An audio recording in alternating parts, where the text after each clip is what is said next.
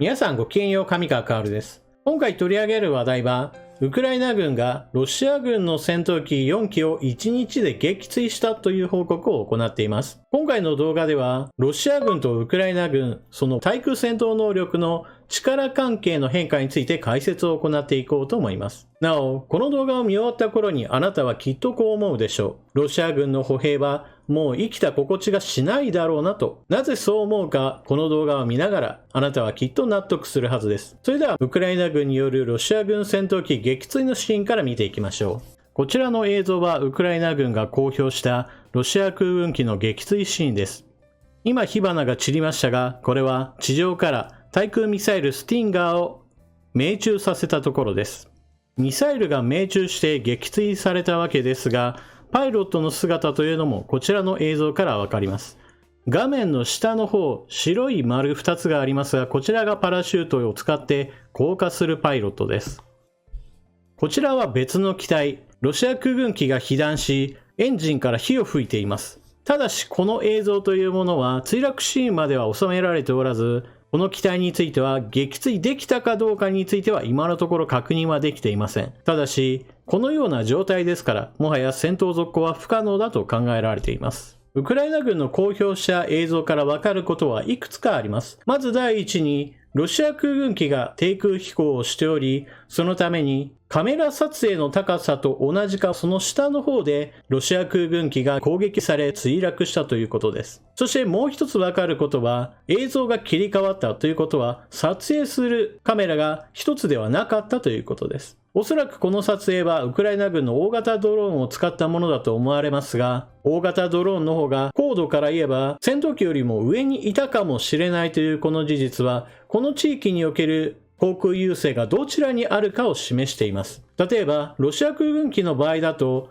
ドローンよりもはるかに高いところで飛行することができ、そこからミサイルや爆弾を降らせることができます。しかし、そのようなことをせずに、はるか下の方で低空飛行している理由というのは、この地域においてはウクライナ軍の防空網が機能しており、対空ミサイルに撃墜される可能性がある。だからこそ、レーダーに引っかかりにくいように低空飛行しているというわけです。しかし、低空飛行しているということは、それによって歩兵の持てる対空ミサイルスティンガーの射程距離内に入ることによって、今回の動画で見られるような撃墜シーンへと繋がっているわけです。そしてドローンで撮影しているわけですが、別にドローンを使って戦闘機を撃墜しようという目的があって飛んでいるわけではありません。ロシア軍の陣地を偵察・監視し、後方の歩兵部隊に目標地点を知らせるといった役目を果たしているはずです。ですから、地上部隊も映ってはいないもののきっといるはずです。でなければ、ウクライナ軍の歩兵が対空ミサイルスティンガーを撃てるわけがないのです。そのような航空優勢もウクライナ軍が確保しているし、地上部隊もいるような場所にロシア軍の戦闘機が飛んできているというこの状況というものが、これまたロシア軍の苦しい内情を知らせてくれます。これまでウクライナ軍が撃墜したロシア空軍機は55機だとアメリカやイギリスは分析を行っています。これは2月の本格侵攻が始まってから通算して9月上旬までの累積数です。この撃破数から考えれば1日で4機の戦闘機を撃墜したというのは数としては多い方でしょう。そして先ほど解説したように、明らかにウクライナ軍にとって有利な場所にロシア空軍機が入ってきているには一つ理由があります。それを地図を使って解説を行いましょう。こちらは戦争研究所の発表しているロシア軍が占領している地域は赤で塗られ、ウクライナ軍の奪還した地域は水色で塗られているという地図です。丸1は南部戦線、丸2は東部戦線を示しています。丸2の東部戦線は現在激しい戦いが起こっていると同時に、ウクライナ軍の領土奪還が進んでいる地域でもあります。特にイジュームを落とした後のウクライナ軍はリマン攻略を目指して東へと進んでいます。一方ロシア軍はハルキウ州でのあまりにも惨めな回想といった状態からは少し立ち直り、オスキル川を防衛ラインとしてなんとかウクライナ軍の進撃を食い止めているところです。しかし、ここ最近の戦況はかなり厳しい状況で、ロシア軍の拠点としているリマンは激しい攻撃を受けているところです。そしてロシア軍はこのリマンをなんとか守ろうとしています。なぜならば、オスキル川を防衛ラインに設定した場合において、リマンはオスキル川を越えたところにあり、リマンが陥落してしまうと、そこから北上するウクライナ軍を止めることが難しくなります。つまり、オスキル川の防衛を当たっていると、南から北へと上がってくるウクライナ軍に側面を突かれることとなり、防衛の基本計画そのものが破綻してしまうのです。ですからなんとかリマンを守るために今、ロシア空軍もかなり無理をして、この戦域に出撃せざるを得なくなっているのです。ウクライナ軍の対空兵器網というものは、まずは大型の対空兵器としては S300 が広い距離、高高度の戦闘機に対しても睨みを利かせています。S300 はロシア軍の保有している S400 に比べると性能は劣りますが、ロシア軍の戦闘機を撃墜できないわけではないので、S300 が睨みを利かせている地域においては、ロシア軍の戦闘機はなんとかレーダー網をかいくぐろうと低空飛行を余儀なくされるわけです。一方で地上部隊においては、アメリカをはじめとした NATO 各国から歩兵が持てる対空ミサイルというものが供与されているので、低空飛行しているところを見つけて、これを撃墜することも可能というわけです。ただし、低空飛行しているからには、レーダーに引っかからない可能性があり、なかなかうまく撃墜することはできるわけではありません。しかし、この状況というのも少しずつ改善がされています。そのことに一役買っているのが、ドイツから供与された対空戦車ゲパルトです。対空戦車ゲパルトは対空機関砲という一世代昔の対空兵器であり、ミサイル全盛の時代においてはその活躍というものはあまり見られません。しかし今回の戦場においてはそういったわけではありません。兵器というのは常にその使い方をどうやるか、そこに工夫のしがいがあるのです。対空戦車ゲパルトは対空機関砲を使ってドローンを撃墜することに活躍する一方において、実装対空レーダーという意味でも活躍することができます。ゲパルトの対空レーダーは周囲15キロを見張ることができ、たとえ自分の機関砲やもしくは自分の装備している対空ミサイルスティンガーが届かないところであっても、味方に連絡してどこそこの方向からあなたのいる部隊の方向に向かってロシア軍の戦闘機が向かっているといったような情報を伝えることができれば、別にゲパルトで撃墜せずとも近くにいる友軍がロシア軍の戦闘機に向かって対空ミサイルを発射することができるわけです。このあたり連携をすることによって防空網を築くという考え方ができるわけです。おそらく今回ご紹介した動画でウクライナ軍の歩兵が対空ミサイルスティンガーでロシア軍のツフォーイ30を撃墜できたのもそういった連携プレーの結果だと考えられます。偶然対空ミサイルを構えていたらそこにロシア軍の戦闘機が突っ込んできたなどという幸運の結果とはちょっと違うでしょう。そしてウクライナ軍に対しては最近アメリカからナサムスという短距離射程の対空ミサイルシステムが引き渡されました。これに続いてドイツ、スペインからも同じく射程距離は短いものの対空ミサイルシステムが供与されます。これによってウクライナ軍は都市防衛やもしくは前線における防空網を強化することができます。なぜならば、ウクライナ軍の保有している例えば S300 の場合だと大型の対空ミサイルであり、どんどんと作ろうというのがちょっと難しいのです。ウクライナの国力ははっきり言えばヨーロッパの中では低い方であり、いくら戦争中だからといっても何でもかんでも作って戦争に投入できるほど豊かなわけではありません。ですから NATO 各国から供与された対空ミサイルがとても頼りになるのです。ウクライナのもともと保有していた S300、こちらの方が射程距離が400キロありますから、睨みを利かせるものとしては十分です。そこに都市防空やもしくは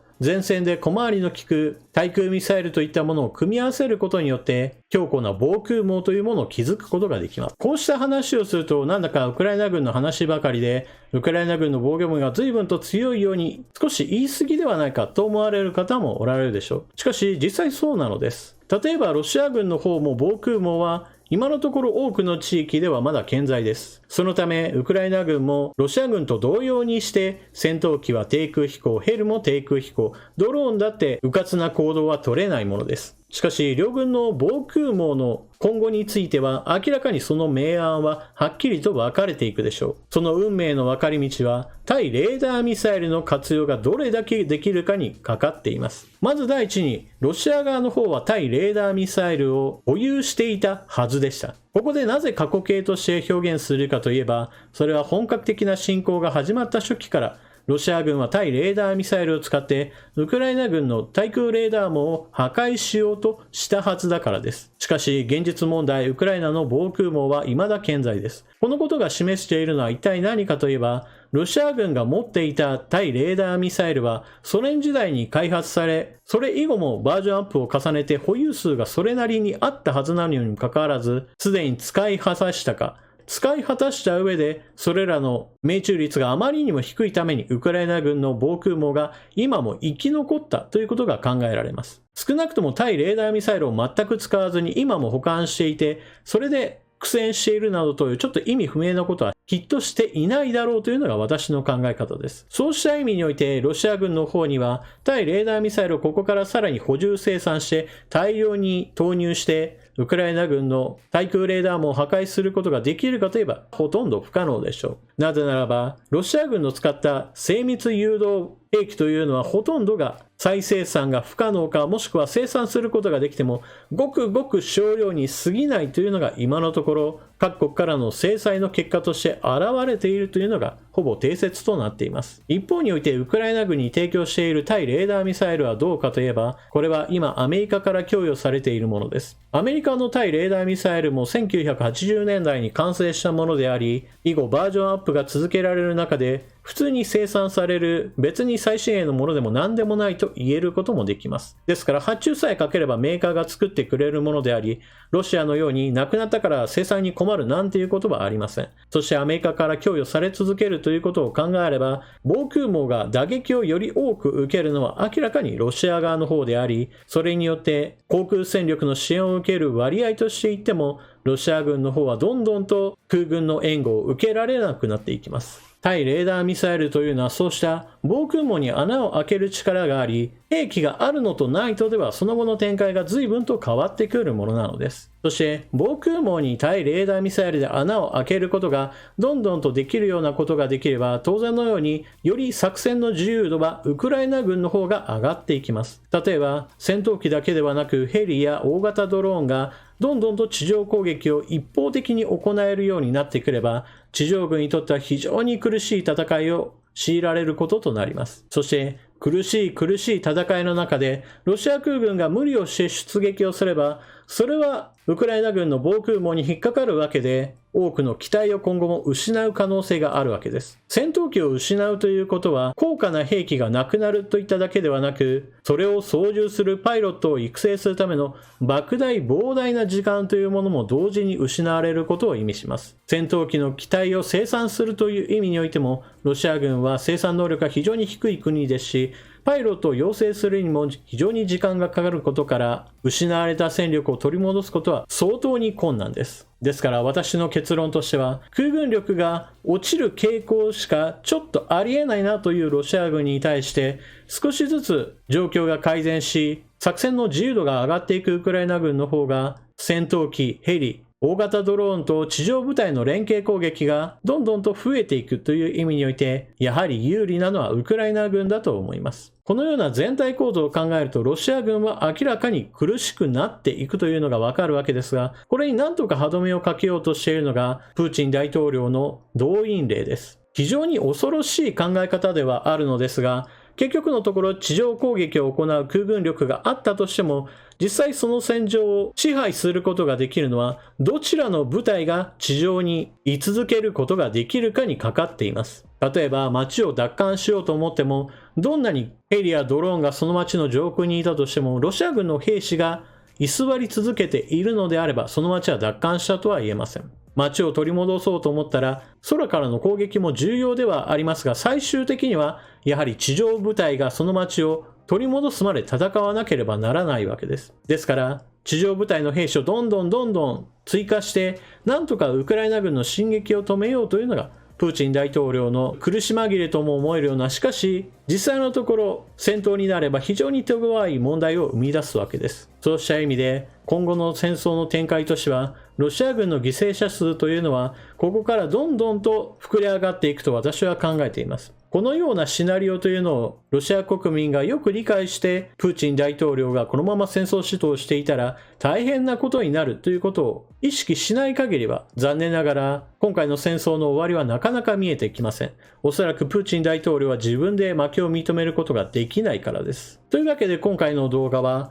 ウクライナ軍が1日で4機の戦闘機を撃墜したという報告から、今後のウクライナ軍とロシア軍の防空網の変化についての予測を皆さんに解説しました。きっとこの動画を見終わった後、あなたはロシア軍の歩兵にはきっとなりたくないというふうに思えたはずです。というわけで今回の動画はここまで。最後までご視聴いただきありがとうございました。